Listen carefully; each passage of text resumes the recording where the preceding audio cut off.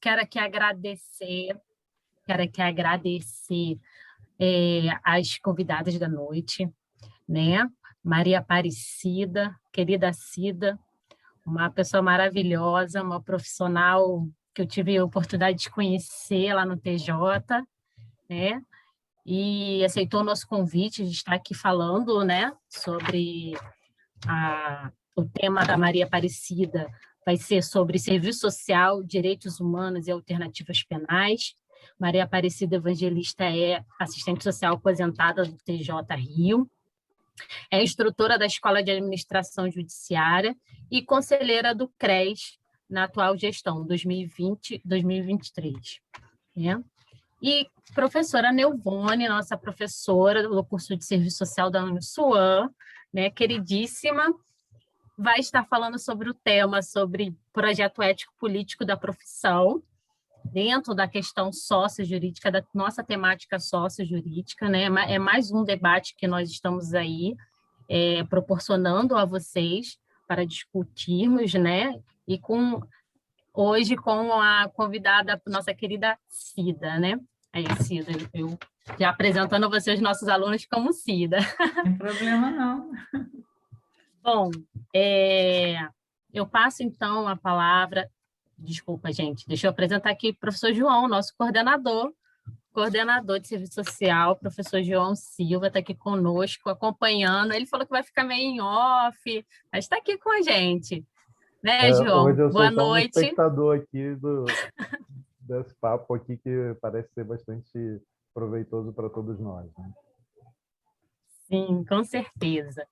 Bom, e para quem não me conhece, eu sou Ana Paula, sou professora, né, auxiliar de serviço social do curso de Serviço Social da Unisuam, atuando atualmente como assistente social no Núcleo de Prática Jurídica, tá?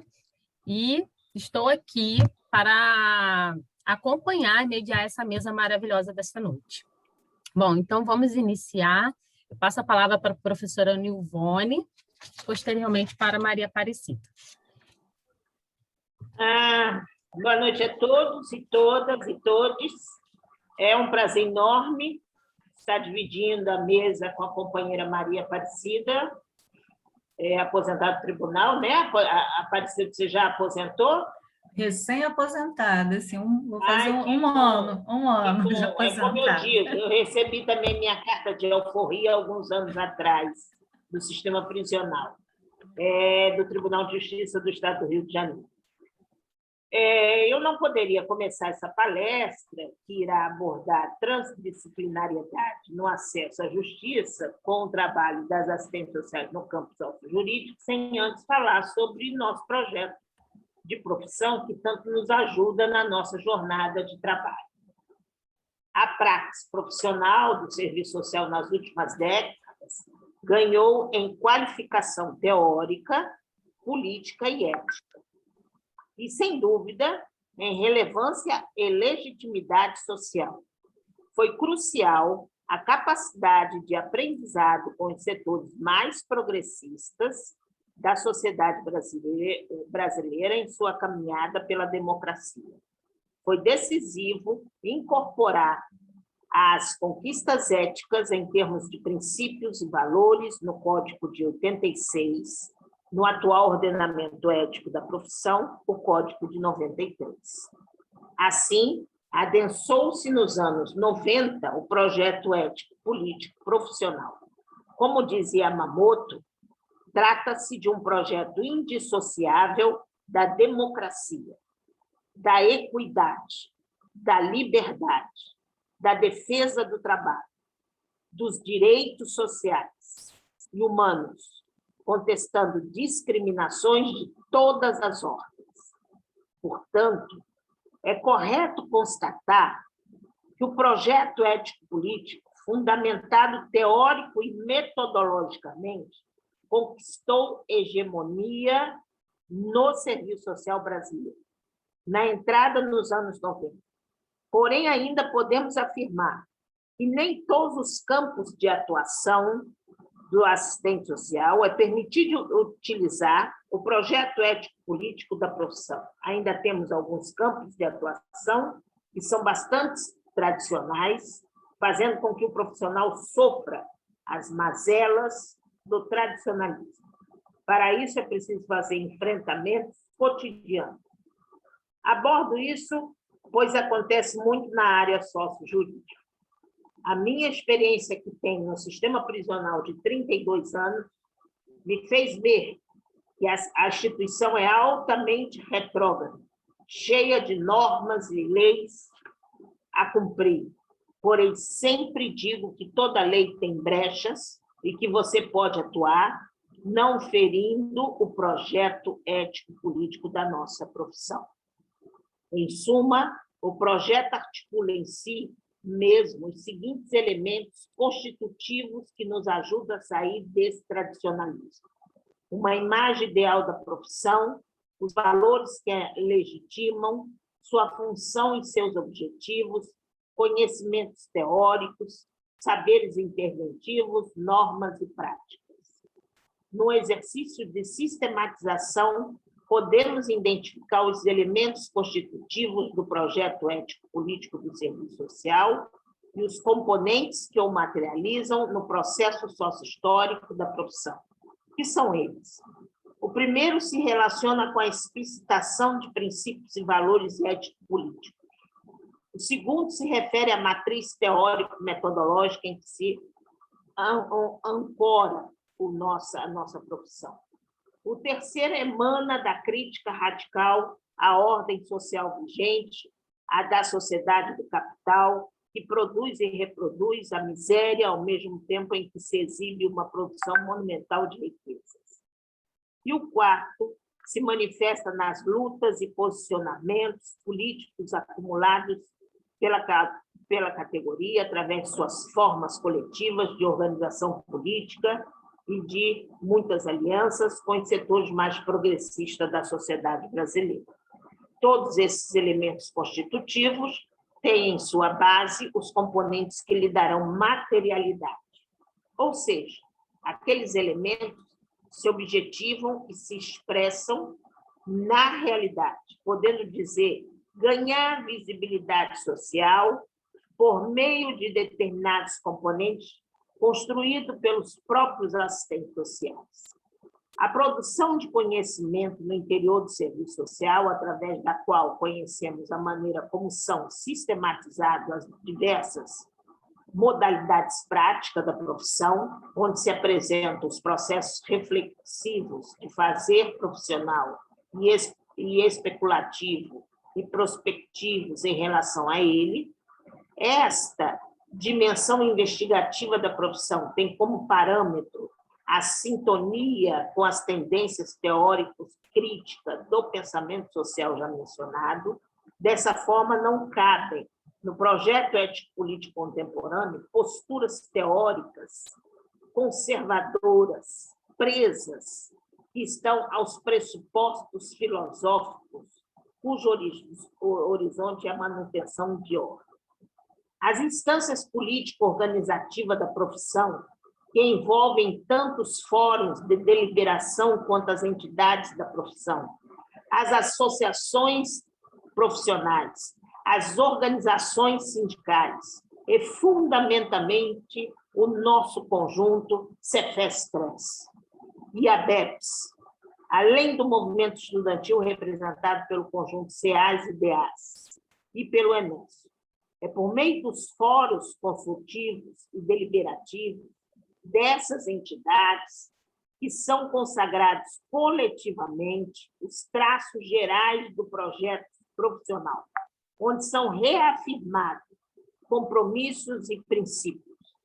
Assim, submetem-se que o projeto ético-político pressupõe em si mesmo um espaço democrático de construção coletiva permanentemente em disputa. Essa constatação indica a coexistência de diferentes concepções do pensamento crítico, ou seja, o pluralismo de ideias no seu interior. A dimensão jurídica política da profissão, no qual se constitui o arcabouço legal e institucional da profissão, que envolve um conjunto de leis e resoluções, documentos textos políticos consagrados no seio da profissão, há nessa dimensão duas esferas distintas ainda que articuladas, quais sejam um aparato jurídico-político estritamente profissional e o aparato jurídico-político de caráter mais abrangente.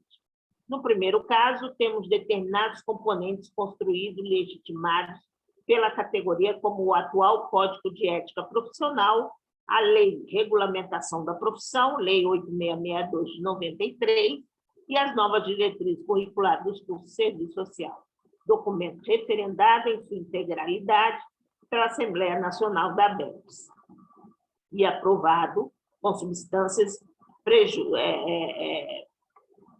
e alterações pelo MEC. No segundo caso, temos o conjunto de legislações sociais, advinda do capítulo da Ordem Social da Constituição Federal de 88, que, embora não excluso da profissão, a ela diz respeito tanto pela sua implementação efetiva tocada pelos assistentes sociais em suas diversas áreas de atuação, quanto pela participação decisiva que tiveram as vanguardas profissionais na construção e aprovação das leis e no reconhecimento dos direitos na legislação social por parte do Estado em seus 3 níveis. E aí a gente não pode esquecer das colegas que trabalharam na LOAS, no SUS, no SUAS. A gente não pode esquecer dessas colegas que tanto trabalharam em cima desse direito da população. É a partir e por meio desses componentes que se materializam os elementos constitutivos do projeto ético-político. Isso nos possibilita afirmar que são esses componentes que permitem, junto a tantos outros fatores que incidem sobre o universo profissional, a efetivação histórica e concreta dos 4 elementos supracitados, uma vez que são eles os instrumentos que viabilizam o projeto profissional na realidade objetiva, supondo-a, para além das ações profissionais isoladas, ainda que possam envolvê-las. Também tomado um projeto ético-político como, mais uma vez, uma projeção coletiva dos assistentes sociais. Isto não quer dizer que um projeto ético-político se efetive integralmente na realidade. E por que isso ocorre? Para responder essa questão, devemos realizar 2 reflexões. A primeira, é preciso lembrar o que problematizamos na primeira parte dessa fala, quando discutimos a natureza das instituições onde estão inseridas as assistentes sociais, no campo sócio-jurídico. Significa que a realidade objetiva é diferente no plano subjetivo e, portanto, daquilo que se idealiza a realizar. Significa também que não controlamos todos os aspectos que incidem sobre a realidade, que sua alteração, mudança, transformação não depende apenas dos nossos atos e de nossas ações. Significa, em alusão a Marx, que a história é feita pelos homens, mas em condições que estão pré-determinadas a eles. Com essa fala, eu me expresso como eu vejo o projeto ético-político da profissão no campo sócio-jurídico. Aliás, cabe ressaltar que existe uma polêmica entre nós, assistentes sociais, que um grupo chama de área do sócio-jurídico e outro de campo sócio-jurídico. Mas, enfim, não importa, nós estamos trabalhando, né, nesse segmento sócio-jurídico e esse segmento é muito difícil, não é fácil, porque perpassa o poder exacerbado dentro desse segmento. Então, assim, apesar desse poder exacerbado passar por esse segmento,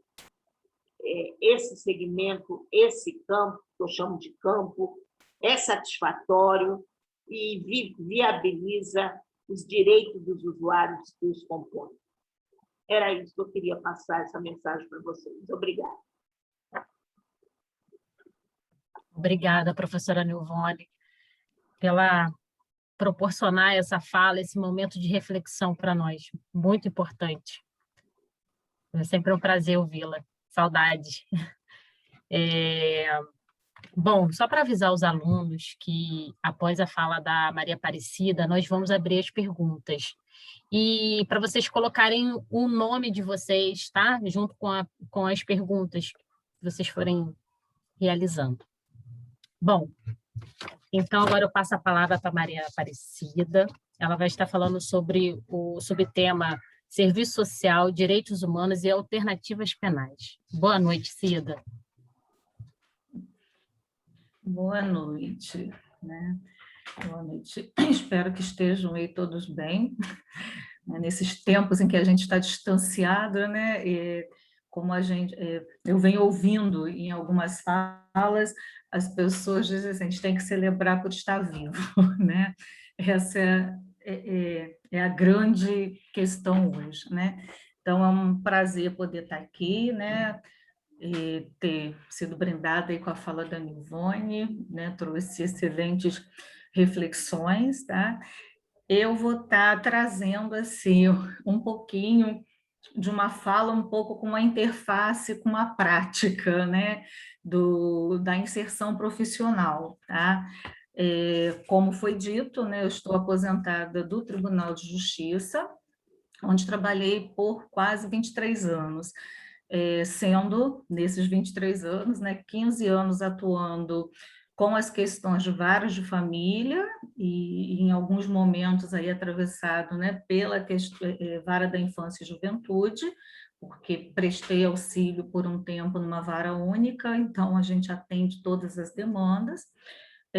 Passei por 2 anos na gestão, né, coordenando a equipe de assistentes sociais do TJ, e fechei aí minha trajetória na vara de execuções penais, né, trabalhando na VEP e justamente com o público, né, das chamadas penas alternativas, né?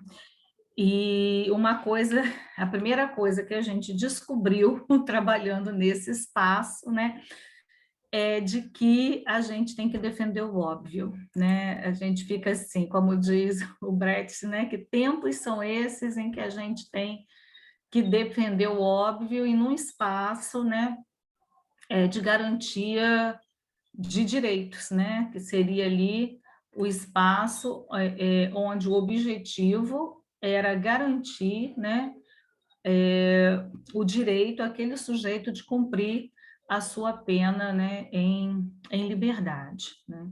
E aí a gente vai vendo que direitos humanos, né, uma terminologia super questionada, eu acho que é importante a gente estar trazendo isso, né, especialmente nesses últimos anos, né, com o exercício, né, a gente fala aí desse desgoverno que tomou posse, né? E aí eu pensei de estar refletindo aqui com vocês que a primeira coisa que chamava a atenção nesse espaço era de que a gente trabalhava, né, com chamadas penas restritivas de direito. Olha só o nome, né? A sigla aí PRD, quer dizer, penas que restringem o direito. E numa perspectiva, né, em que nós, assistentes sociais, como a Nilvone acabou de colocar, temos um projeto ético-político que defende a ampliação do acesso a direitos, né? Então, era uma das contradições que mais chamava a atenção nesse espaço. Então, como ampliar e viabilizar o acesso ao direito, né, num espaço em que se restringe, né, em que esse direito e esse acesso é restringido, né, e ainda lidando com uma questão, né, que é a defesa e aí entendendo direitos humanos, gente, como os direitos fundamentais, né, que todo ser humano tem que ter acesso para ter, né, a sua sobrevivência de uma maneira digna, né? Ou seja, saúde, educação, habitação, né? com decência, trabalho para poder se manter vivo, né? Porque, como diz o nosso amigo, né, Marx, o primeiro pressuposto é se manter vivo, né? Então, a gente precisa de ter esses direitos reconhecidos, né? Então, primeiro, assim, é desmistificar que direitos humanos são direitos fundamentais à vida, tá? Não são direitos como o senso comum diz para bandido, né? São direitos para todos os seres humanos, né? Para todas as pessoas, para todos os cidadãos. Então, é importante eu iniciar está pontuando isso. Quer dizer, nesse espaço, agora sim, até situando historicamente, né, nesse momento, o trabalho que a gente fazia dentro da VEP, que era do acompanhamento às penas alternativas, não é mais feito na vara de execução penal, porque, né, o Tribunal do Rio de Janeiro criou a vara especial, né, a VPEMA agora, que é a Vara de Execuções de Penas e Medidas Alternativas. Desde fevereiro desse ano, né, ela já está instalada e funcionando na capital. Nas comarcas do interior, essa pena é acompanhada nas CPMAs, ou seja, Centrais de Penas e Medidas Alternativas. Tá? Então, dentro do espaço do tribunal, aí também é importante clarificar que o acompanhamento de pena, né, ela é do executivo, é uma ação executiva, não é uma ação do judiciário, né? Mas como no estado do Rio de Janeiro não foi ainda instalado, né, a central pelo executivo para fazer esse trabalho, então o tribunal vem desenvolvendo, né, desde dos anos 95, mais ou menos, né, foi instalada, foi feita a primeira experiência em 95, depois, né, a partir do ano 2000, vem realizando esse trabalho. Tá?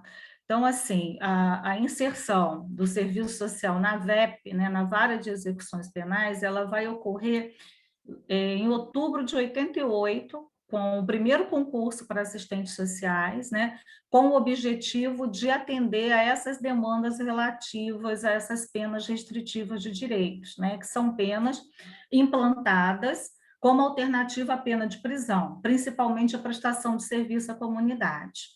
A esses profissionais coube, na época, a elaboração de rotinas e projetos que criassem as condições objetivas para a execução e o acompanhamento dessas penas aplicadas inicialmente pelos juízes das varas criminais e, posteriormente, passaram a atender também demanda das medidas alternativas oriundas dos juizados especiais criminais, os GCRIMs. Né? Nessa época, a pena alternativa era olhada com o olho torto, porque se dizia, né, tudo agora é cesta básica, né, é cesta básica, cometeu não sei o quê, né, e aí se criou uma, acho que eu posso usar esse termo, entre aspas, aqui, uma má fama, né, de que isso não seria uma pena, mas uma benesse, né, que as pessoas que faziam, né, cometiam os delitos e recebiam um benefício, né, e, na verdade,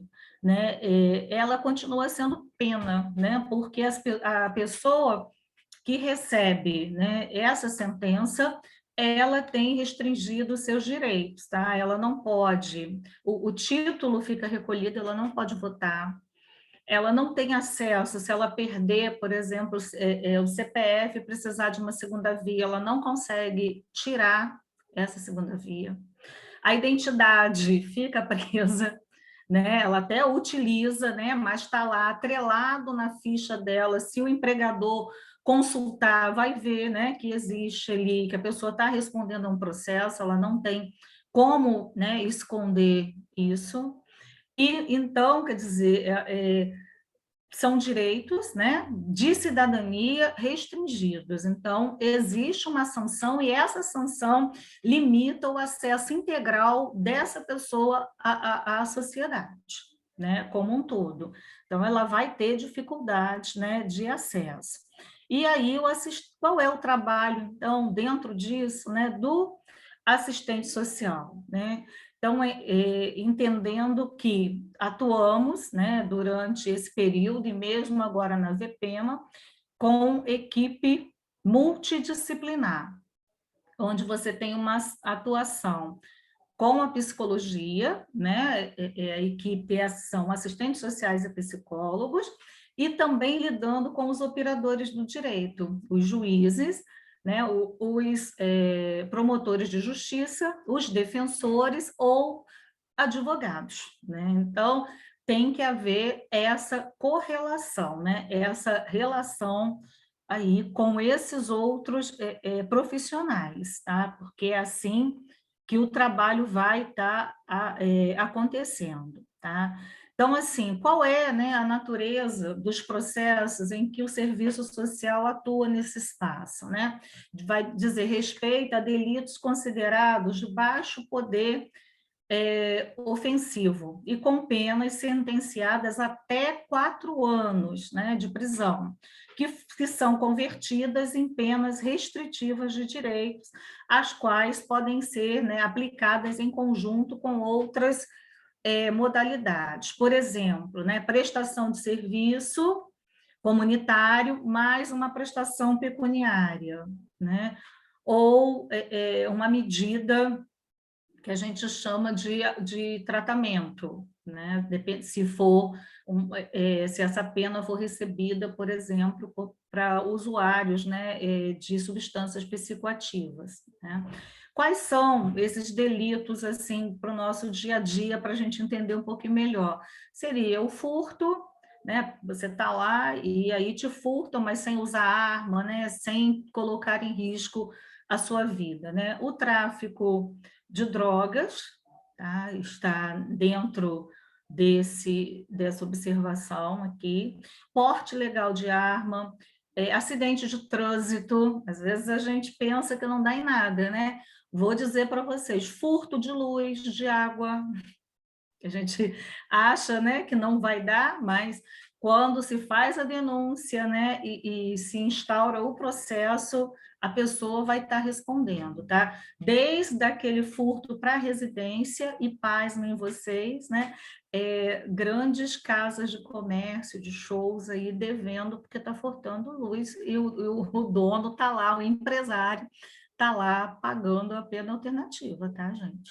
Tá? Recebeu também, né? Mas, em grande parte, a população atendida, né, são os segmentos aí destituídos de poder econômico e precária inserção no mercado de trabalho, né? O que leva a que a maioria dessas pessoas façam uso da justiça gratuita, majoritariamente a Defensoria Pública, para fazer requisições ao juízo, tá? Em geral, apresentam ainda precário nível sociocultural e habitam em áreas consideradas de risco, distanciadas de acesso a políticas públicas e rede de serviços que atendam satisfatoriamente às suas necessidades, né?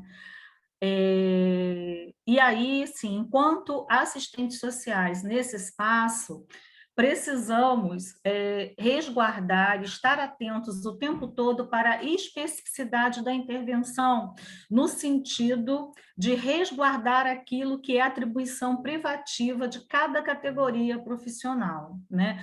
Então, é bom lembrar, né, que quando a gente prescinde daquilo que é específico, vai se estar contribuindo para equívocos, tanto dos usuários, quanto daquele chefe, né, daquele demandatário do nosso serviço, porque pode acabar confundindo com o fazer das outras profissões.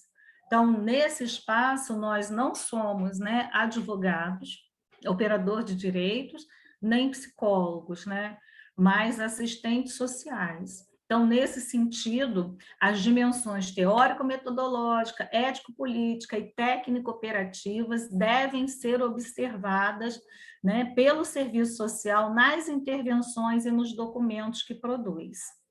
Tá? Porque o serviço social, né, que se configura aí com um saber especializado, dentro da divisão, né, sociotécnica do trabalho. No Poder Judiciário, ele tem o seu espaço delimitado no sentido de contribuir com o seu conhecimento específico no suporte às decisões judiciais e para a construção de novas alternativas nesse campo.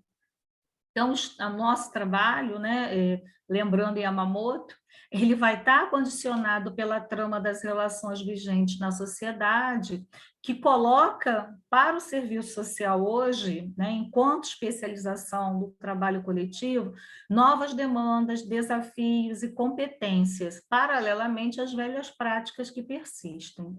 Então, nesse campo, né, de atuação, a primeira coisa, né, que a gente tem que tirar de campo é o preconceito, né? Porque nós vamos estar lidando com uma área em que subjacente esse olhar de crítica negativa, né? Porque você vai estar lidando com uma população que a sociedade considera o lixo, né, o lixo dentro do que está aí. São sujeitos que não merecem ter direitos, porque infringiram o direito de alguém, né? E, no entanto, se a gente fala, né, em recuperação, né, em possibilidades aí de reconstrução, de vivência da cidadania, precisamos fazer um trabalho na contramão desses preconceitos, tá? E aí, né, quando a gente sair de fato dessa velha prática, né? Então, o que é necessário no trabalho, né? Que a gente apresente nessa... Acho melhor, eu vou trazer um exemplo. E, Ana, vê o tempo, porque eu olhei aqui a hora, mas já esqueci. Por favor, você me avisa aí, tá? Por favor. Por exemplo, né? Eu estou lembrando aqui de uma situação que atendi de uma senhora que havia sido sentenciada furto de luz, tá, gente? Furto de luz. A uma pena de prestação de serviço comunitário por 2 anos, né? Mais o pagamento de uma prestação pecuniária no valor de R$200. E ela dizia na entrevista, que aí você faz uma entrevista inicial, né, para estar conhecendo quem é esse usuário, né?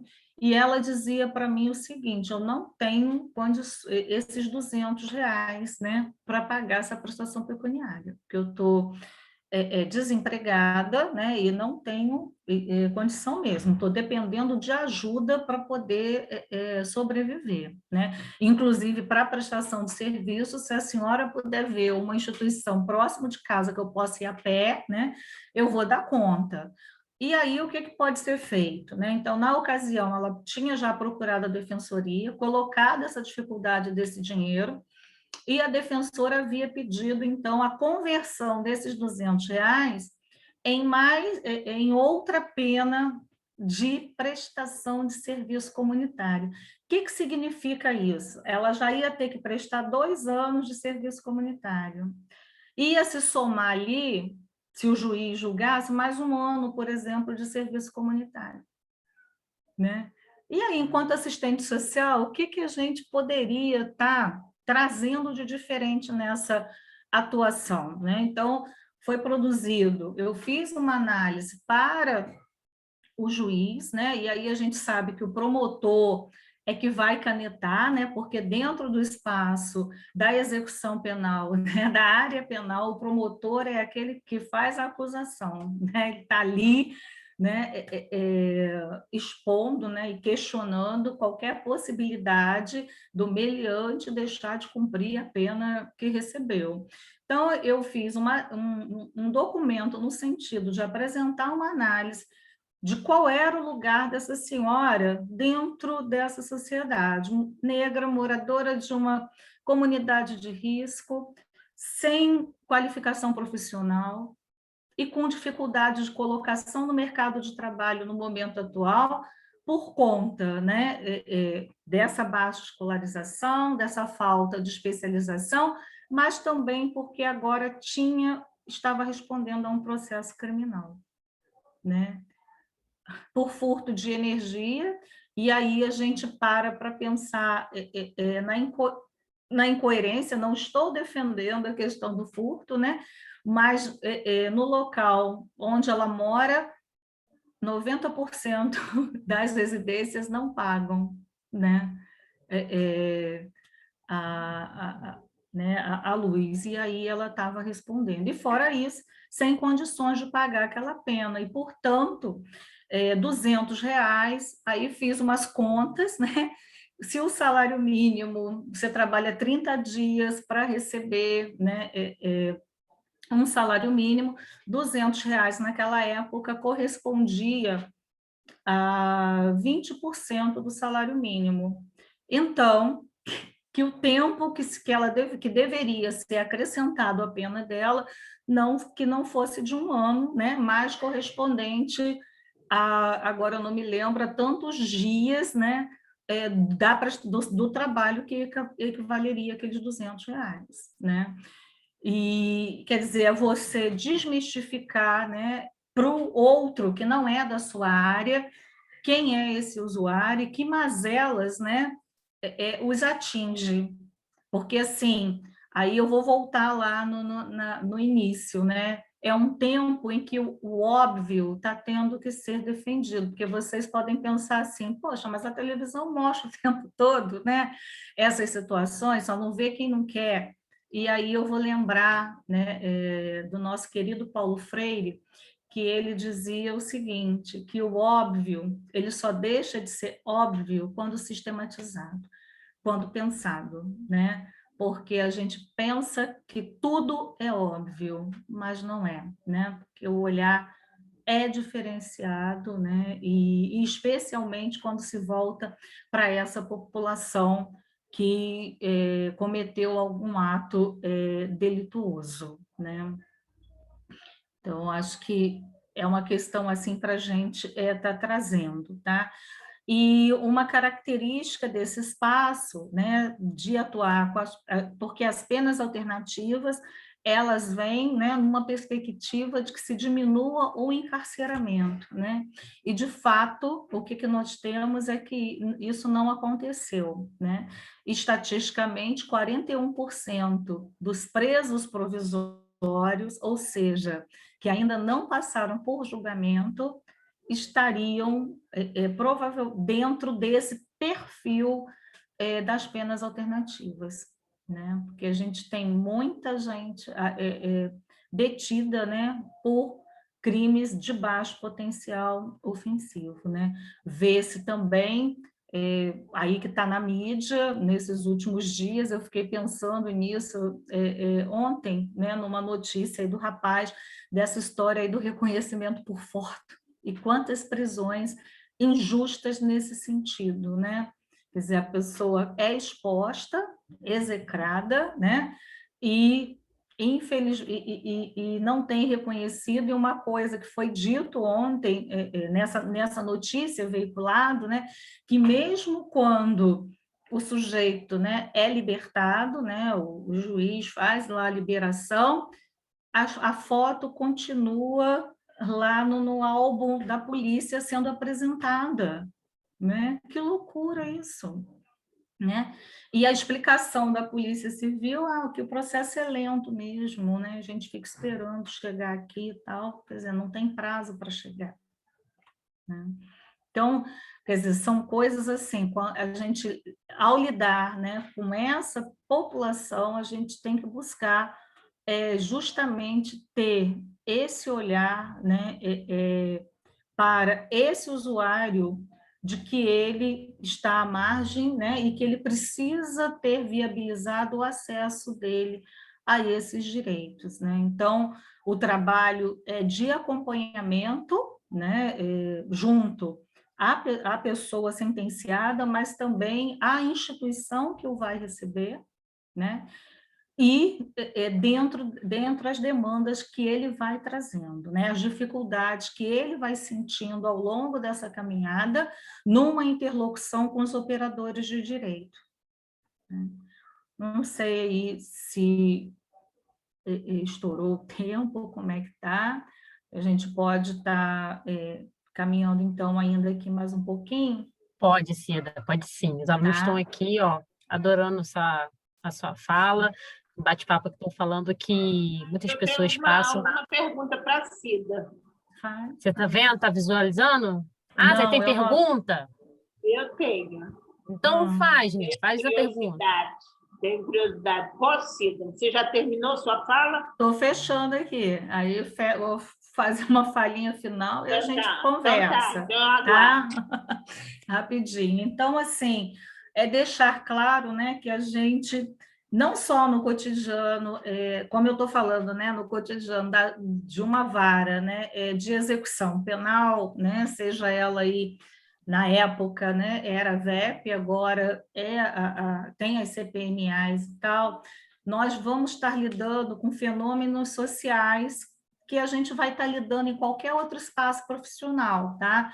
Como o desemprego, a violência, a dependência de substâncias psicoativas, onde normalmente trabalha-se a partir do imediato, da aparência, né, da singularidade, ou seja, da fragmentação de uma medida legal e da pessoa que, como sujeito de atendimento judiciário, se torna réu. Né? E depois, nessa situação da pena alternativa, alguns utilizam o termo beneficiário, né? Que não traduz a realidade, tá, gente? Porque a pena alternativa ela não é um benefício, tá? A gente tem que ter claro isso. Ela é uma sanção, né? Como as outras. Então, parte-se, né, de um fenômeno que é imediato e muitas das vezes se fica nele mesmo. Então, isso faz com que nem se perceba as contradições que envolvem esse cotidiano. Então, a importância de se pensar numa perspectiva de totalidade, né? O que pressupõe aí pensar em classe social, em sociedade econômica, em racismo, né? A gente não dá para prescindir disso. E isso é uma relação assim de extrema importância quando se trata do trabalho, especialmente na área penal, onde a particularidade da vida das pessoas, na sua privacidade em geral, vai privilegiar a centralidade dos indivíduos, né? Segmentando de suas bases sociais, deslocando aí os fatores tidos como problemáticos da estrutura social, né, para os próprios indivíduos ou para o delito que ele cometeu. E, por consequência, levando a que se desenvolvam ações individualizadas. Isso acaba, assim, por estigmatizar cada vez mais o sujeito, que passa a ser visto e tratado como marginal à sociedade, não como alguém que está ali na perspectiva de resgate da sua cidadania.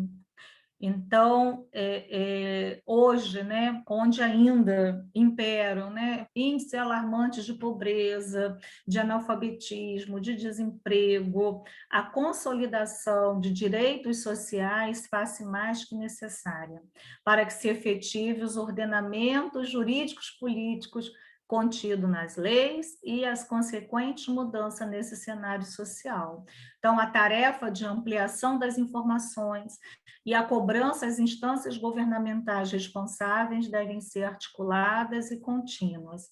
Tem-se que o momento presente, né, desafia os assistentes sociais a se qualificarem para acompanhar, atualizar e explicar as particularidades da questão social nos níveis nacional, regional e municipal.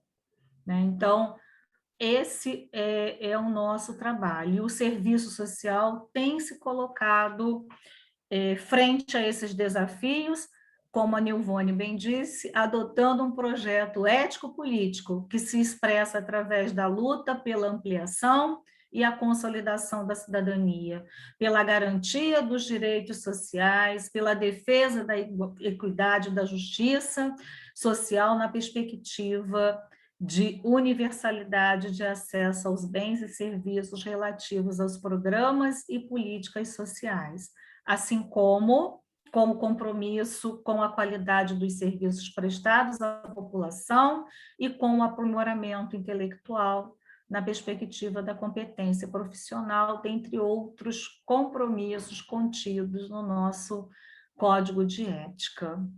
Assim, né, entendemos que é nosso papel no exercício do fazer profissional colaborar, estimulando a população atendida a redimensionar a sua situação, no caso aqui de conflito com a lei, considerando a inter-relação sociedade-judiciário, o que significa, ao mesmo tempo, mostrar, desmistificar para o juiz, né, para os operadores do direito, quem é a população que ele atende. Tá? E aí eu fico agora disponível, né, para o debate, porque aí a gente vai respondendo as questões, acho que fica bom assim. Tá bom? Obrigada. Obrigada, Cida. Bom, foi muito bom ouvir você. E a Nil quer fazer uma pergunta, então... Não, eu queria fazer umas considerações, e a Cida já me respondeu algumas coisas, mas eu queria fazer alguma consideração. Eu sempre lutei a favor das penas alternativas, eu acho que é a única forma que a gente tem de diminuir o encarceramento, né, do Brasil.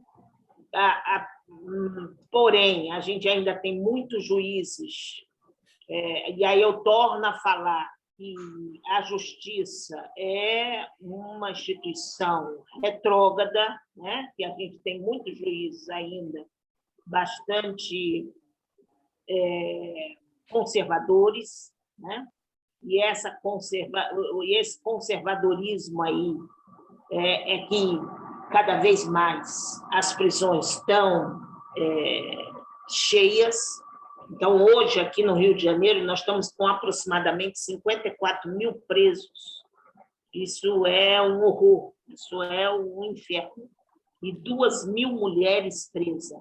E aí, Cida, eu queria perguntar para você isso. Tem muitas mulheres, você deu até o exemplo dessa mulher, né? Eu tinha até a minha pergunta, qual era a condição dela de vida antes dela ser presa? Aí você me respondeu que era uma moradora de uma comunidade carente, quer dizer, não foi só ela que furtou, ela foi o boi de piranha, coitada, né? E caiu na rede do peixe. Porque 500 mil pessoas fazem a mesma coisa na comunidade, que são os gatos, né? Mas, assim, tem muitas mulheres pagando penas alternativas. O número é menor, bem menor do que de homens, tá? Na época, eu fiz meu último levantamento, assim, que eu tinha feito na época, das que acompanhavam, era cerca de 20% de mulheres. A maioria enquadrada, né, por tráfico de drogas. Aí vamos explicar que tráfico de drogas é esse. Iam visitar o companheiro, o namorado, o pai, o irmão, né, na prisão, e aí portavam drogas, né, e eram pegas, que era até engraçado, no scanner. Quando a gente perguntava assim, o que aconteceu? O culpado foi o scanner. Né? Elas me respondiam assim. Então, quer dizer, porque era uma oportunidade, e aí você se fazia a primeira vez, aí recebia ali uma grana, fazia, e em geral, assim, elas não eram pegas na primeira vez, né? Era sempre na segunda ou terceira tentativa. Então, majoritariamente... Cida, só para esclarecimento, essa mulher, vamos pegar o exemplo dessa mulher que foi pega no scanner, portando drogas, entrando dentro do presídio para levar lá para o seu companheiro a droga. Ela é presa, condenada a uma pena alternativa. Sim. Ela cumpre essa pena. E aí, para uma segunda vez, ela é presa outra vez. Ela pega uma pena alternativa outra vez ou ela já vai para um regime mais recrudente? Em geral, se for pelo mesmo delito, né, você vai cumprir o que está no Código Penal. E o Código Penal não te condena a mais de 4 anos. Então, toda pena, né, até 4 anos pode, a pessoa sendo condenada à pena de prisão, né, até 4 anos, essa pena ela é convertida em pena restritiva de direito, né? Então, se ela volta a cometer o delito, provavelmente ela vai responder a uma outra pena alternativa.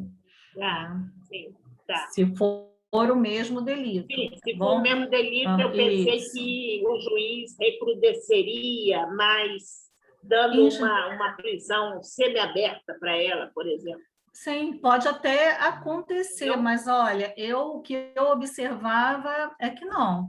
Havia Não, então conversão vocês novamente tinham para reincidente pena para alternativa.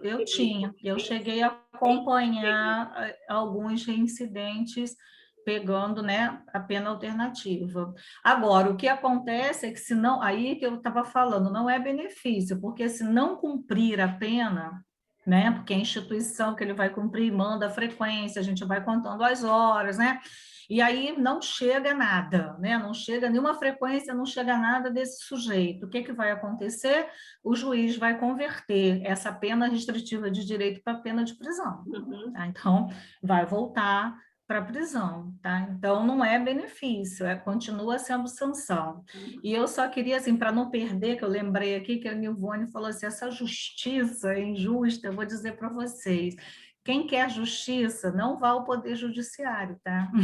Porque o Poder Judiciário não promove a justiça. Isso aí. Ele vai, né? Ele vai julgar ou ele vai absolver ali, né? Ele vai te dar o acesso ao que você está pedindo ou não vai dar, mas não numa perspectiva de justiça, porque ele aplica a lei, né, gente? E é aquilo, porque quando a gente pensa o que é a justiça, né, num valor filosófico, né, é uma outra coisa, né? É não haver aquela coisa mais necessitados, né? Todo mundo tendo acesso a tudo, né? O grande problema é que esses juízes não têm uma visão, na minha visão, eles não têm uma perspectiva como está essa sociedade. Não. Não tem. A questão então, se ele condena, se essa senhora foi condenada por um ponto de luz numa comunidade carente, quer dizer, ele deveria condenar, então, todos os outros, ou então mandar a polícia condenar, prender todos os outros. Quer dizer, então, me parece assim, que uma pessoa é que paga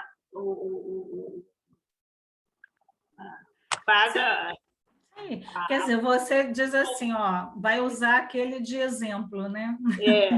Que vai ser meio que um exemplo, né? E aí precisa da assistente social fazer um relatório, fazer uma coisa mostrando, olha, nós vivemos num país capitalista, onde tem pessoas empobrecidas, que não têm condições. Porque o operador, ele não olha esse endereço, Nilvone. Assim, me questionando, entendeu? Quando eu era assistente social do sistema prisional, que hoje eu já estou também aposentada, eu questionava muito o juiz da vara de execuções penais com isso. Eu ia lá discutir com ele. Sim. Por conta dessas contradições. Porque não se olha o endereço do sujeito, entendeu? Ele vai lá no artigo, ele não olha quem é esse sujeito, ele olha o artigo. Justamente. E é assim que, muitas das vezes, essas pessoas são identificadas, né? Elas não são identificadas pelo seu nome, o pessoal do cartório achava esquisito quando eu chegava lá e eu dizia assim, eu quero o processo do Roberto fulano, não sei o quê. Por quê? Porque as pessoas trabalham com o número do RG, do RG ou do artigo, porque aí fica lá uma pilha. Aí eu ia com o nome da pessoa de propósito, porque eu dizia, não, a pessoa tem um nome, e ela tem que ser reconhecida por esse nome, gente. Ela não é um número, né? Então, acho que a gente tem que começar a humanizar, né, esse atendimento. Ela não é o delito que ela cometeu, né? Se tem alguma pessoa aí que vai reincidir, não significa que todos vão, então não podemos colocar todos dentro do mesmo balaio, né? Então, quer dizer, é um trabalho, como a gente diz aí, né? É de chover numa situação que não se deveria, né? Porque quem está com o martelo na mão para fazer a justiça, né? Para promover aí o acesso à justiça, deveria ter esse conhecimento, esse domínio, né? Das questões. Mas A maioria não não se tem, tem, né? não A se gente não tem. pode generalizar, porque a gente tem Não, a gente até aí tem da alguns que democracia, sim, sim, mas a maioria, que é a favor da democracia, eles têm até um grupo mesmo sim, coeso, sim, tem e não sim. pode generalizar, mas mais Mas de 50% dos uhum. juízes são retrógrados. E o que a gente tem ainda, né, que é muito senso comum, né, que a gente vive numa sociedade muito violenta, marcada por violência, né, e no senso comum o que se acredita, né, é que E tem que ser colocando atrás, combatido com violência, pois é, e que a prisão é o caminho para resolver todas as colocando questões, atrás de né? uma parede, Vai resolver, e não resolver. vai, e É não que vai vai. consertar o sujeito, né? Exatamente. Bom, O Cida, isso. fala, Nilma. Obrigada, Cida. Nada. Cida, e com relação ao trabalho do serviço social, nas questões de encaminhar essa pessoa para a prestação desse serviço, geralmente quais são os locais que é feito essa prestação, essa pena? Sim, porque assim, cabe aí também, né, ao assistente social e a psicologia também, né, estar levantando e promovendo convênios com instituições que possam estar recebendo, né? Então, é feito, né, um cadastro dessas instituições, né? Eu lembro, assim, nós promovemos, né, no período que eu trabalhei, a gente fazia reuniões de avaliação com as instituições que recebiam, até porque, né, você tem que ter um trabalho pedagógico também com esses espaços. Então, você tem espaços do serviço público que recebem essas pessoas para cumprir pena, existe, e a maioria são instituições filantrópicas, tá? Tem as instituições aí não governamentais, né? Mas a maioria de cunho filantrópico, que não recebem pouca subvenção ou nenhuma, e o trabalho, né, dessa mão de obra, porque acaba sendo uma mão de obra, né, gratuita, essa prestação de serviço à comunidade, e às vezes até especializada, né? Porque eu estou lembrando aqui de um rapaz que ele era técnico, que faz essas, eu esqueci, que faz ligações de telefone, né? Trabalha com dessa área, né? Agora me fugiu o nome que se dá, em telecomunicações, né?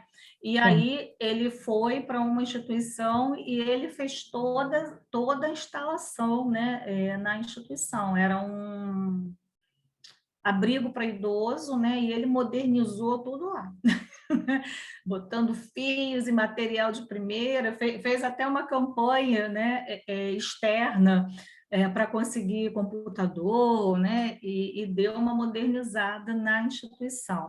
Então a gente tem assim, então prestam serviços na Secretaria de Assistência Social, na Secretaria de Saúde, tá? Eles acabam atuando como maqueiro, recepcionista, né, nesses espaços de postos de saúde, hospitais que não tem, né, a mão de obra. Quando é médico, né, gente, tem, tá, gente? Todas as profissões, até assistente social lá respondendo, né? Então, é encaminhado, pode atuar dentro da sua área, né? Então, médicos, né, também, em geral, a gente acabava encaminhando para abrigo de idosos, né? E o coordenador da instituição ria de orelha a orelha de receber essas pessoas, né? Então, assim, a maioria são instituições realmente, tá? Filantrópicas, mas também alguns órgãos públicos recebendo. E na própria VEP a gente tinha o próprio TJ, né? Na Vara da Infância e Juventude, na VEP, tinham pessoas fazendo a prestação de serviço lá. E essas instituições bem orientadas, tá, gente? Elas ajudam e colaboram para a efetividade e até a preparação dessas pessoas para o mundo do trabalho. Tem instituições que, no final, acabavam contratando, e muitos deles, na avaliação final que a gente fazia, né, quando eles terminavam de cumprir a pena, diziam assim que ia se tornar voluntário na instituição, porque não conheciam aquele trabalho e aí Legal. passaram a conhecer e viam o quanto poder ajudar, dispensar algum horário seu ali para contribuir, né, com o outro era bom e que isso trazia para eles uma certa alegria de estar se sentindo útil, né? Quando eu fui diretora do CRES, nós tínhamos um prestador de serviço. Isso. Ele tinha cometido um delito pequeno, e aí ele ficou no arquivo, arquivando. Como a gente não tinha funcionário suficiente, ele ficou nos ajudando lá até a pena terminar. Muito bom funcionário, por sinal. Sim, eles, quando gostam, quando são bem acolhidos nos espaços, né, muito bom a funcionário. tendência é, de fato, colaborar. Sim, sim. Bom, eu gostaria de passar a palavra para o nosso coordenador, João. Tem uma Sim. pergunta aqui no chat, perguntando para a Aparecida qual é a carga horária que eles ficam, se é 4 horas ou 8 horas, Aparecida. Varia, porque assim, o máximo, né, são 7 horas diárias, né, que ele pode estar cumprindo. Então, se o sujeito é sentenciado a 1 ano de pena alternativa, né? Então, 1 ano são 360 dias, cada dia corresponde a 1 hora. Então, por isso, 7 horas semanais, né? Então, ele cumpriria não 1 ano, tá? Contando os meses, 12 meses, né? Mais 360 horas, essa é a pena dele. Então, se ele tiver disponibilidade e a instituição não tiver problema, ele pode ir, por exemplo, 2 vezes na semana fazer 14 horas semanais, né? O mínimo, e agora, algumas situações às vezes o juiz sentencia, vai cumprir 4 horas diárias, né? Às vezes vem isso na sentença, mas quando não vem, a gente trabalha com parâmetro de 7 horas, porque é 1 hora por dia, então 7 horas semanais, mas podendo ampliar, tá? Eu tive 2 situações que eu acompanhei, né? E tive depois que fazer a defesa, porque o camarada ele tinha que cumprir 360 horas e ele estava desempregado, né? E ele fez o seguinte: ele foi direto na instituição, ele ia todo dia para poder cumprir logo essas horas, né? E aí a promotora do processo dele não disse que ele não tinha cumprido. Olha que loucura. Então a gente teve que ir para a defesa e aí a gente trabalhou junto com a defensoria, a questão aí da interdisciplinaridade, né? Fui junto lá com a defensora para a gente argumentar junto, fiz o meu parecer, mas bem amarrado com a defensora para que ele não perdesse, né, as horas que ele cumpriu. E que ela entendesse, assim, que ele aproveitou, quer dizer, ele não deixou de cumprir a sanção, mas ele precisava depois, quando começasse a trabalhar, ele não ia ter condição. Então, ele aproveitou aquele momento de desemprego dele para dar conta, né? Não estava pedindo favor, né? Ele fez. Entendido. Então, vamos abrir então para as perguntas. Bom, estou aqui com a aluna Bruna. Boa noite, meu nome é Bruna.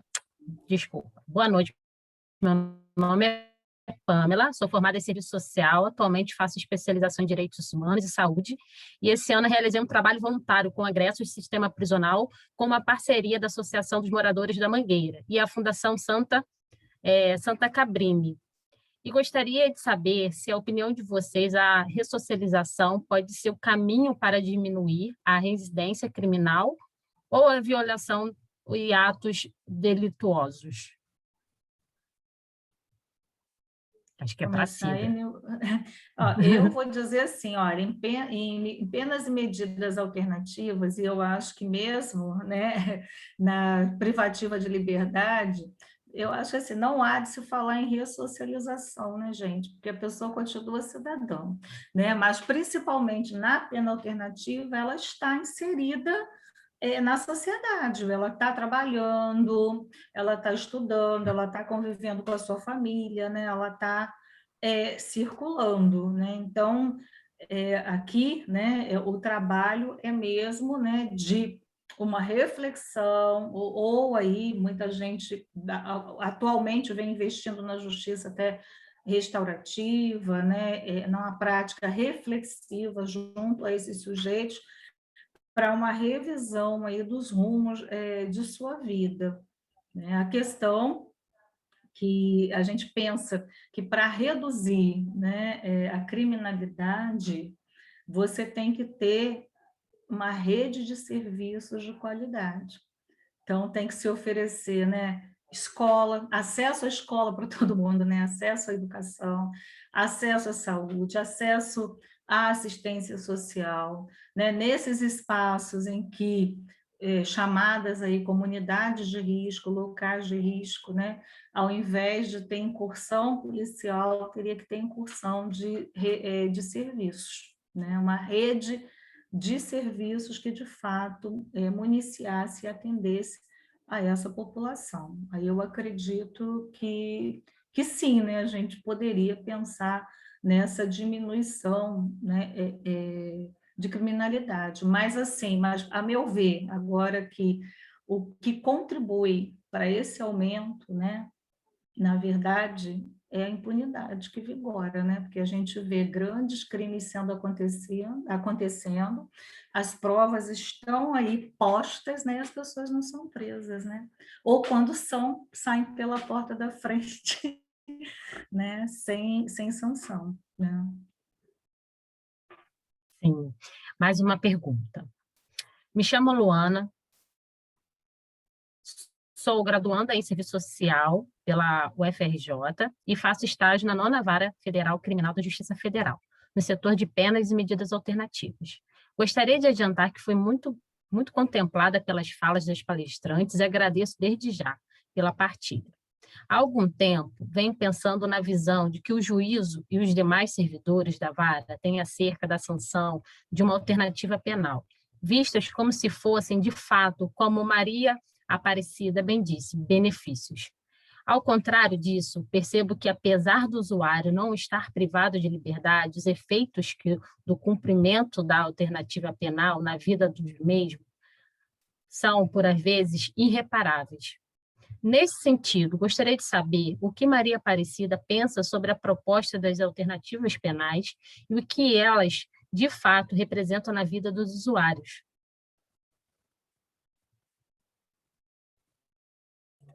Acho que eu respondi de certa forma, né? Eu sou totalmente favorável, né, às alternativas penais. Eu creio que são um caminho, até por ter trabalhado, né, nessa área. Foram 5 anos, né, atuando nesse espaço dentro do TJ, e eu posso dizer assim, traz muito resultado. Tem reincidência, mas é um número bem reduzido de reincidentes, né? Porque assim, os sujeitos valorizam essa possibilidade de estar em liberdade, né, de poder estar indo e vindo, de estar com a sua família, de continuar estudando, de estar no seu espaço, né? E o quanto o trabalho reflexivo também junto deles, né, faz com que eles consigam rever valores de vida e, de fato, traçar, né, novos caminhos para a sua inserção, né? A ter um olhar para o delito. Assim, eu lembrei de um assim, que eu atendi, que ele era muito engraçado, era uma figura. Quando ele faltava lá, que não vinha a hora, eu ligava: eu já sei que eu estou em dívida, porque eu não fui esse mês, mas eu tive que trabalhar, não sei o quê. né? E ele, assim, a fala dele me marcou no final, que eu falei, o que você conseguia? Que eu sempre perguntava assim, o que você tira para a sua vida, né, desse período que você ficou aí cumprindo e tal. E aí eu lembro dele que ele dizia assim, que tudo que vem fácil volta difícil, né? Porque o dele foi um delito, uma questão de uso de documento falso, né? A carteira de motorista, ele acabou comprando uma carteira, né? Trabalhou 2 anos com a bendita da carteira, até que foi pego numa blitz, né? E quando checou o documento era falso, né? E aí, quer dizer, a facilidade de conseguir depois, como foi difícil, né? Agora para poder retomar a vida dele, né? Então, assim, e que isso ali ele levava uma lição de que ele não ia mais estar investindo nessa busca dessa facilidade, né? Aparente, né? Então, eu creio assim que representa de fato aí um respeito ao direito humano dessas pessoas. Tá? Certo. Mais uma pergunta. Débora, desse jeito, como faz para aplicar o projeto ético-político da profissão? Acho que aí é Nilvânia. Não. O projeto político é aplicado de qualquer forma. A partir do momento que você tenha na cabeça que a sua profissão tem que garantir o direito do seu usuário. A partir do momento que você tem isso na sua cabeça, a garantia de direito do usuário, você trabalha em qualquer instituição, qualquer que seja ela, seja essas instituições que compõem o sócio jurídico, como eu disse, que são bastante retrógradas, mas que a gente consegue, sim, com as brechas institucionais, conseguir garantir esse direito. Eu me lembro perfeitamente que, muitas das vezes, o preso vinha conversar comigo, dona Nilvânia, a lei de execução penal, eu sempre falo isso, que a lei de execução penal, na minha concepção, é uma das melhores leis do mundo. Eu conheço muitas leis. Não existe lei melhor do que a lei de execução penal do Brasil, por ela ter 5 assistências ao preso. Assistência social, assistência material, assistência jurídica, assistência à saúde e assistência religiosa. Tem 5 assistências garantido por lei ao preso. O problema é que não é cumprida esta lei. Se não é cumprida esta lei, por conta de diversas questões, o preso fica defasado desse direito dele. Em um artigo da Lei de Execução Penal diz que, por exemplo, que o preso tem o direito de um parente seu, seja pai ou mãe, falece, ele tem o direito de ir ao enterro. Direito. Não é vontade do diretor, nem vontade da assistente social, é direito dele ir ao enterro. E eu posso te afirmar, quem fez essa pergunta, com 32 anos eu nunca consegui que nenhum preso tivesse esse direito concebido. Nenhum preso. Porque tem sempre a desculpa, não posso levar, não tem gasolina no carro, não tem gasolina, não tem escolta, não tem isso, o lugar que vai ser enterrado é muito perigoso. Eu falei, mas todos os cemitérios, e aí você, enquanto assistente social, você começa a fazer o trabalho de mediação. Eu falei, mas todos os cemitérios vocês dizem que é perigoso? Cemitério de Irajá é perigoso, cemitério de Catumbi é perigoso, cemitério de São João Batista é perigoso, todos os cemitérios é perigoso. Quer dizer, então você vê a má vontade que os servidores têm de fazer esse direito prevalecer. Então, assim, é difícil trabalhar? É difícil. Não digo que é fácil, mas você precisa persistir nesse caminho. Então, se eu tenho um projeto ético-político da profissão que tem uma das premissas de garantir o direito de não violação de direitos humanos, eu vou até o final apoiando isso.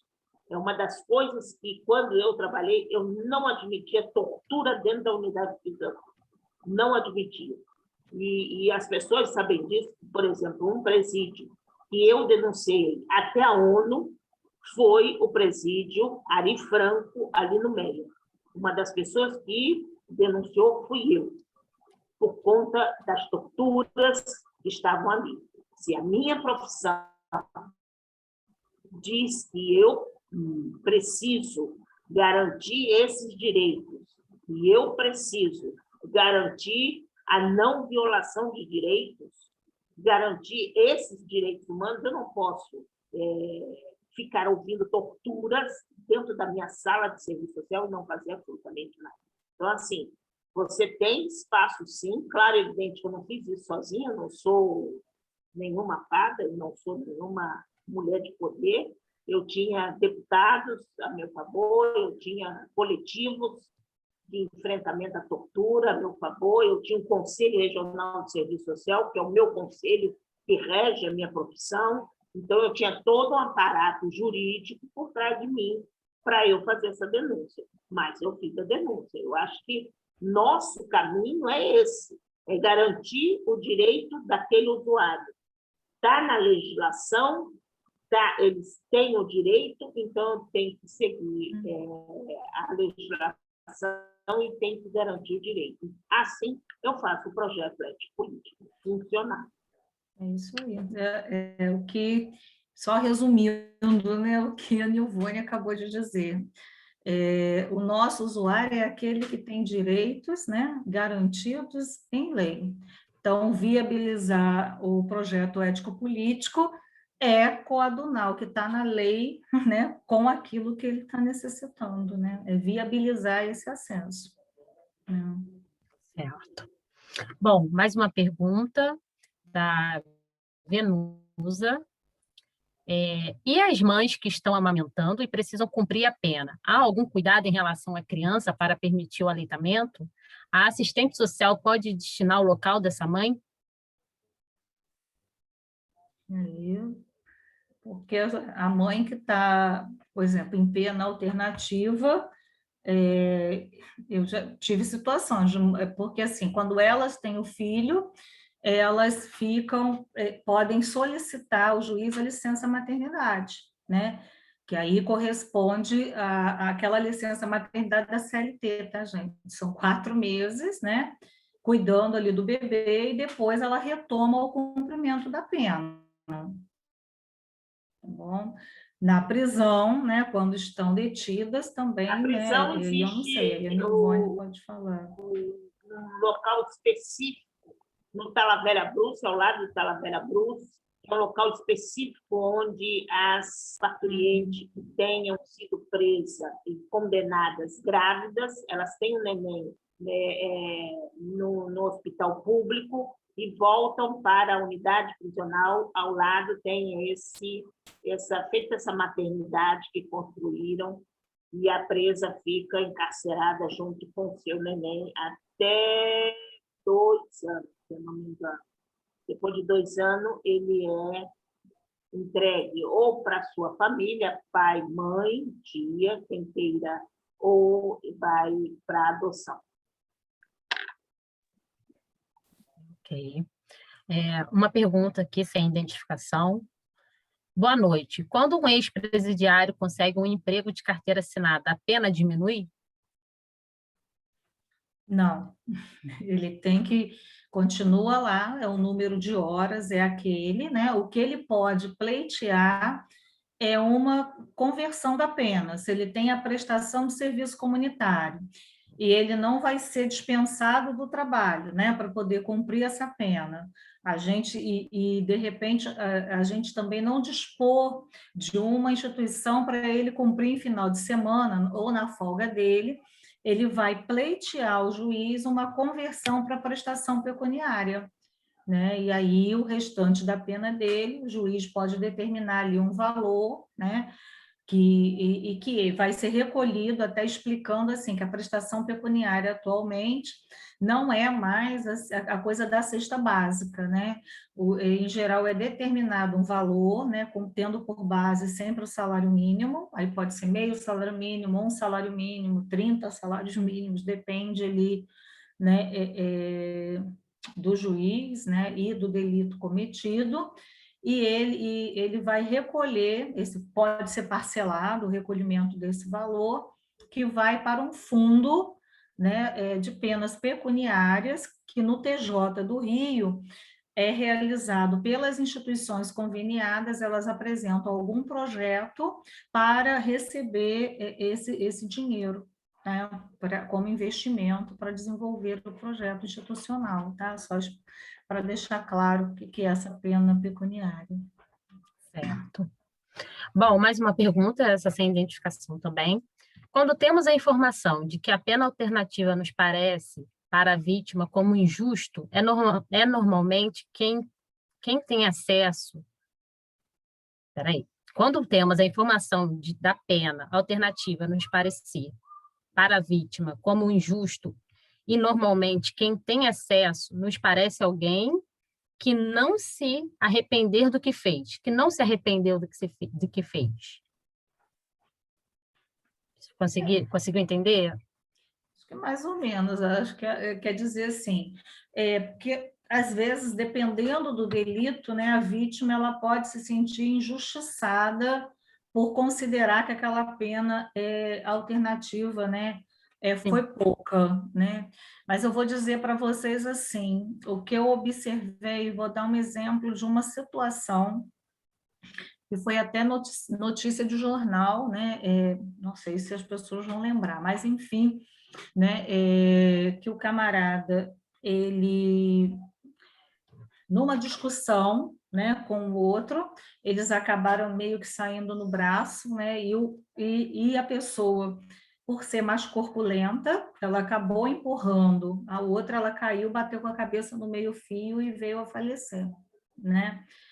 Esse sujeito, ele não tinha a intenção de matar, né, o outro, né, quando ele empurrou ali porque ele queria cessar aquela briga, né, e tal, mas a pessoa acabou morrendo. E esse rapaz, né, ele acabou sendo sentenciado dentro da pena alternativa, porque se entendeu dessa situação, né.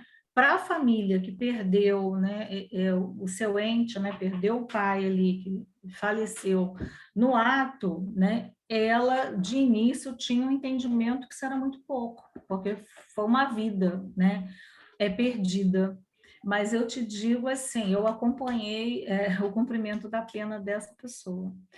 E esse camarada, ele carregava esse peso com ele, mesmo cumprindo. Ele cumpriu 4 anos de pena alternativa, direitinho, como tinha que ser, e conversando, você sente que ele não se sentia satisfeito. Então, nem ele se sentia satisfeito com ele mesmo, né, pelo ato que ele cometeu. Estava muito arrependido, mas num quadro até severo de depressão, né, e a postura corporal demonstrava o peso que aquilo tinha ainda na vida dele, entendeu? Porque não é simples, né? Assim, a pena não foi simples cumprir, né? Ele cumpriu ali os 4 anos e tal, com as dificuldades de vida, e o ato em si que marcou, né? Porque ninguém espera tirar a vida de uma outra pessoa. Sim. Bom, agora é um elogio sem identificação. A cada palestra assistida, mais eu me apaixono pela profissão que escolhi. Legal, né? Bom, uma pergunta de Joyce. Muito boa a palestra sobre olhar sócio-jurídico. Bom, não foi pergunta, foi só uma posição dela. Luciene, pergunta de Luciene. Que maravilha esta palestra, e um aprendizado. Bom, Joyce, mais uma pergunta. Dona Maria se expressa e consegue esclarecer muito bem. contribuição, mais uma pergunta sem informação. Algumas não está vindo aqui como pergunta para mim, mas acaba que os alunos estão também conversando, né, fazendo expressando, né, o que eles estão recebendo nesse momento, né, um aprendizado enorme. Bom, então eu tenho aqui mais uma fala. Quando temos a informação da pena alternativa nos parecer para a vítima como justo, normalmente quem o acesso parece que... Peraí. Parece que é a mesma pergunta da anterior, né? Que alguém não se arrependeu do que fez. Eu acho que você conseguiu responder, né, Cida? Mesma pergunta, bem parecida com a anterior. Boa noite a todos, me chamo Venusa, faço parte da pesquisa sobre trabalho no sócio-jurídico orientado pela Débora Yolanda. Atualmente, eu e os meus colegas do Serviço Social da UFRJ, que realizam estágio na VEPA, né? VEPEMA. Estamos construindo um projeto de investigação voltado para as apenadas em período de aleitamento materno. Em relação às mães que estão amamentando, como elas seguem no cumprimento da pena? Há algum cuidado em relação à criança para permitir o aleitamento ou o fato não é levado em consideração? O assistente social pode destinar o local dessa mãe? Acho que também foi respondido anteriormente, né? Uhum. Então, passando para a próxima. Nayeli. Nesse caso do direito ao usuário em não ir ao velório, que nunca foi concedido a nenhum preso, o que fazer? Se você, como assistente social, tentou garantir esse direito e ele continuou sendo violado? Acho que é para a professora Nilvone, né? Essa pergunta. Bom, eu vou, para encerrar aqui... Não faz. É o que eu sempre falava, perdi essa. Eu vou ganhar na frente eu vou ganhar. E aí eu explicava para ele, olha, você tem que entender que a instituição tem seus problemas de carro, problema de motorista, problema de gasolina, eu sei que você tem direito, você também sabe, que aliás o preso sabe, a lei de execução penal melhor do que qualquer advogado, melhor do que qualquer profissional, que eles estudam. E aí isso, eu ficava muito chateada, o preso ficava muito chateado, claro e evidente, e a gente tentava o acolhimento. Era esse o que a gente podia fazer. Certo. Bom, mais uma pergunta de Luana, para a professora Nilvone. Nos casos de tortura, qual é a procedência? Como se dá a atuação do serviço social nessa perspectiva? A profissional faz alguma espécie de denúncia, algo do tipo? Aciona alguém da direção da unidade? A primeira coisa que eu fiz foi conversar com o diretor. A primeira medida que eu tomei foi conversar com o diretor. Como eu vi que não resolveu a situação da minha conversa com o diretor, né? Porque ele estava conivente com o que estava acontecendo, porque ele é o diretor, ele é que é o mando dentro da unidade, eu comecei a procurar organismos que trabalham com isso. Então, por exemplo, aqui no Rio de Janeiro, nós temos o Comitê Permanente de Combate à Tortura, eu faço parte desse comitê. Nós temos o Mecanismo Estadual de Combate à Tortura, que é da ALERJ. Nós temos a Comissão de Direitos Humanos da ALERJ, Comissão de Direitos Humanos de Câmara de Vereadores. Então, tudo isso eu fui procurando e fui denunciando. Os coletivos que a gente tem de desencarceramento, Frente do Desencarceramento.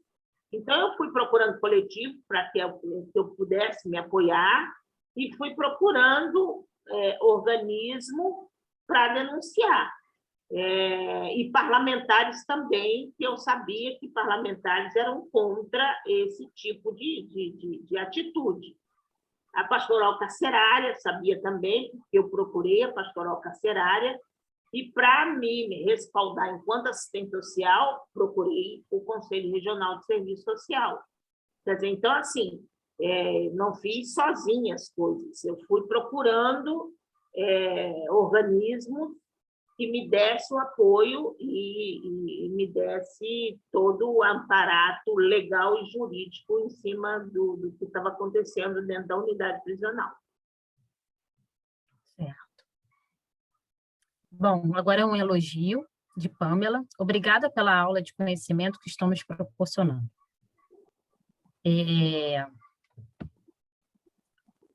Parece que tem mais uma pergunta aqui. Meu nome é Sara e sou assistente social formada pela Uniswan. Bom, mediante o exposto pela professora Nilvânia acerca da situação de não cumprimento da lei de violação de direitos humanos, fiquei curiosa para saber como se dava a relação do serviço social com os demais profissões da área jurídica. Acredito eu que a correlação de forças deve ser desafiante. Bastante desafiante, mas do mesmo jeito que é desafiante, você tem um parceiro bastante comprometido com os direitos humanos, como defensor público, como os psicólogos, como os psiquiatras, como os professores, por exemplo. Eu trabalhei numa unidade prisional por 16 anos, que foi a Lemos Brito, que era considerada, na época que eu trabalhei, aquela unidade exemplar, aquela unidade que tinha tudo dentro, tinha uma escola dentro do Estado, uma escola mesmo do Estado, dentro do presídio, desde a alfabetização até o 2º grau. Quer dizer, então, era um presídio padrão, que todas as pessoas que vinham ao Rio de Janeiro, que estudava execução penal, visitava. Quer dizer, então, era uma unidade vista pelos olhos do governador e de autoridades como aquela unidade certa, toda certinha. Porém, violava direitos. E esses direitos é que eu me lembro perfeitamente, que eu falo isso para os meus alunos,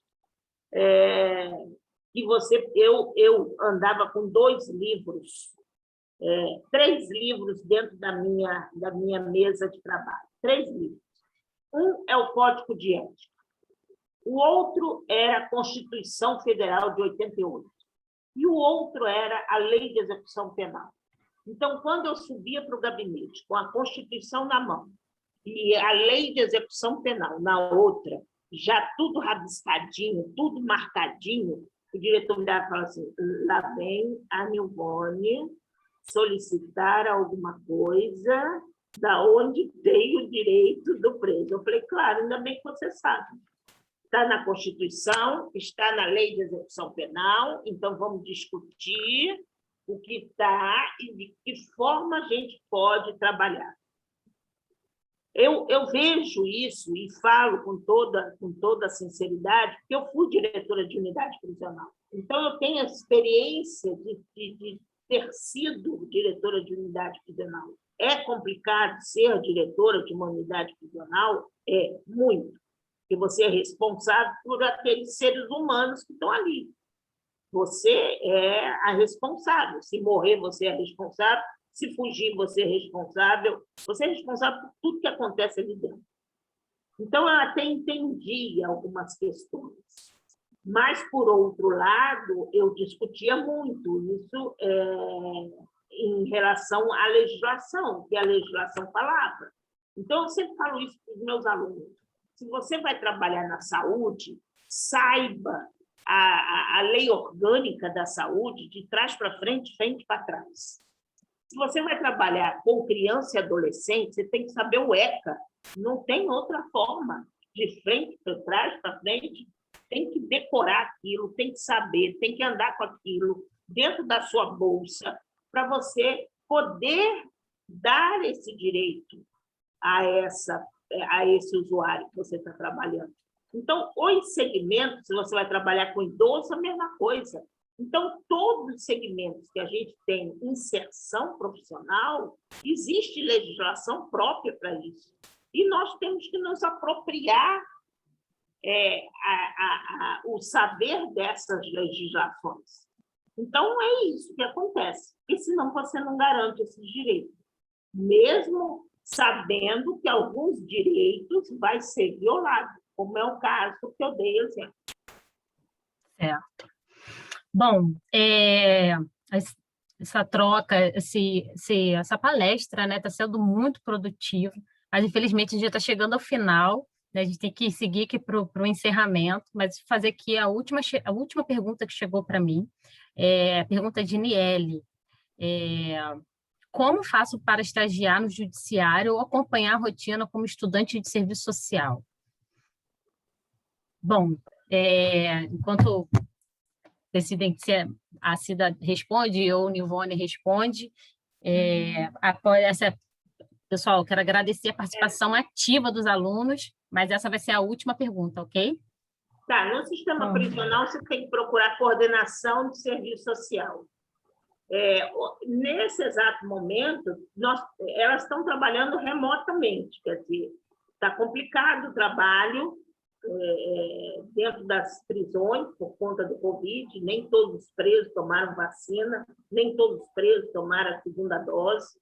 Então, assim, as assistentes sociais estão trabalhando assim muito, muito pontual, indo nas unidades prisionais só para atendimento de família, em casos específicos de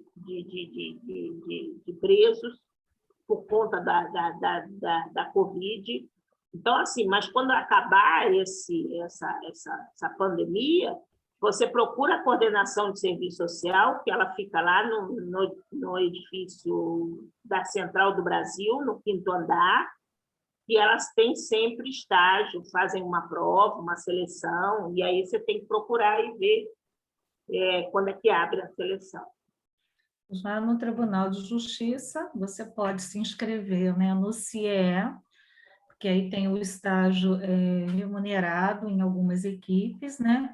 E para o estágio não remunerado, é necessário que a universidade, por meio da sua coordenação de estágio, faça um convênio com o tribunal, né? Então, aí é verificar se a instituição que você estuda tem esse convênio. Se tem, você pode estar procurando as equipes, que as equipes promovem, né, seleção quase todo semestre, tá? E o trabalho lá para o presencial já está voltando. Tomou a segunda dose, as colegas já estão tendo que se fazer presentes nos setores. Certo, obrigada, Cida, Nilvone. Bom, como eu disse, né, já está batendo o nosso horário de encerrar essa palestra. Bom, eu quero agradecer, né, por professora Nilvone ter aceito o nosso convite, né, Maria Aparecida também. Eu tive o prazer de montar essa mesa, né, quando o professor João me procurou, Ana, monta uma mesa para um debate, um evento sobre o sócio jurídico.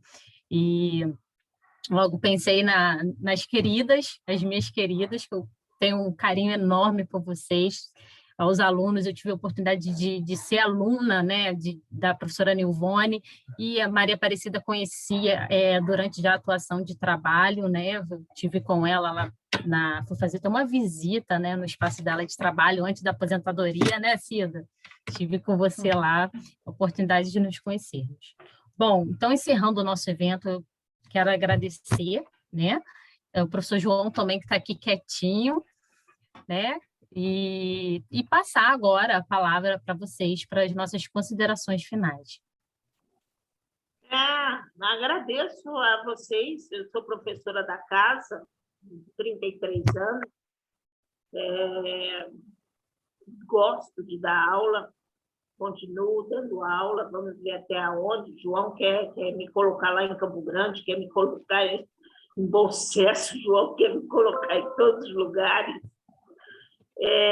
Mas vamos ver, vamos seguindo, agradeço muito, estou sempre à disposição. Falar desse campo é o campo que eu gosto, vocês sabem disso, que eu milito nisso até hoje, é minha área, faço parte do Comitê de Combate à Tortura da Alerj, de organismo, faço parte do Fórum Permanente de Saúde do Sistema Penitenciário. Então, assim, é minha praia, eu discuto isso, eu estudo isso, eu pesquiso, quer dizer, então eu gosto muito desse campo e agradeço muito.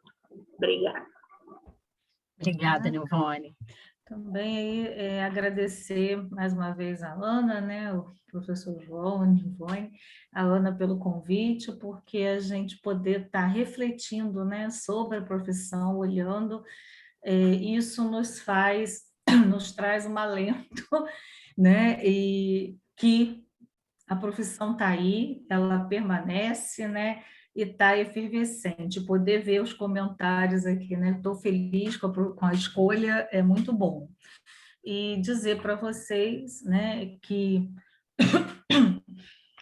também aí são 33 anos de profissão, né? Estou empatada contigo, né? Gosto de fato, né, de estar ensinando, aprendendo. E que, né, gente, não é fácil ser assistente social, né?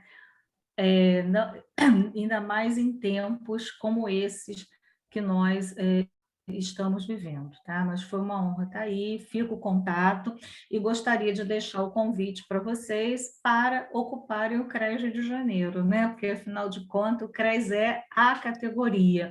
Então, nós temos as comissões temáticas, saúde, assistência, previdência, direitos humanos, sócios jurídicos, né? Entrem lá no site, vejam o dia da reunião, tá? Participem conosco, venham, né, fortalecer esse conselho que não é de quem está lá na gestão, é um conselho da categoria, tá? Certo. E esse é um convite aí, né, da gestão, quem cede a vez não quer vitória. Certíssimo. Tá bom. João? Boa noite a todas e todos e todos. Eu queria, antes de tudo, agradecer muito a presença da professora Maria Aparecida. Já vou começar a chamar de Cida também, porque eu aprendi com a professora Ana Paula. Agradecer assim, a disponibilidade e a presença da professora Nilvone. Também dizer que a forma incrível com que vocês apresentaram foi muito didática, foi muito rica, trouxe muita. Tenho certeza que trouxe muita provocação no sentido de querer aprender dos nossos alunos.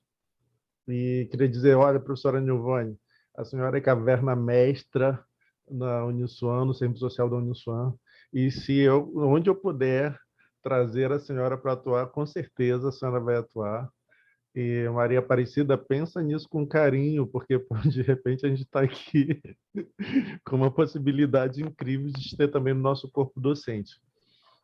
Queria dizer para os alunos que o link das horas complementares, das horas complementares, ele só abre se o aluno estiver logado com o e-mail do sua Uniswan, tá? Senão dará erro. Nos demais, por favor, me busquem no Instagram, e aí eu vejo a forma de fazer, porque tem alunos aqui de outras instituições que estão pedindo, eu faço uma declaração. Mas esse aluno precisa realmente ter participado aqui, precisa estar registrado aqui, e esse evento está sendo gravado, tá bom? Então, tudo que os alunos escreveram, por exemplo, e para quem não está em outra instituição, já está aqui, guardado. Então, essas pessoas entrarem em contato comigo, me acha na rede social, sou joãosilva.ser social, porque não poderia ser diferente, sempre social está na minha vida, né? Então, me encontrem lá, que aí eu faço sim para vocês essa declaração. E obrigado a todas e todos. Queria dar para vocês uma notícia de primeira mão. A gente vai reabrir o serviço social presencial na Uniswan. A proposta é abrir em Bom Sucesso e em Campo Grande, por isso que a professora Nilvone já está aí sendo carregada para esses campos todos. E obrigado a todas e todos por participarem aqui, tá? Boa noite a todas. Obrigado, Ana Paula. Foi um prazer, gente, estar com vocês. E Os alunos estão aqui comentando de ter mais encontros, né, mais eventos desses. Com certeza, nós iremos fazer, sim, mais eventos desses para vocês com o tema sócio-jurídico, tá bom? Muito obrigada, boa noite a todos. Até a próxima, pessoal. Boa noite.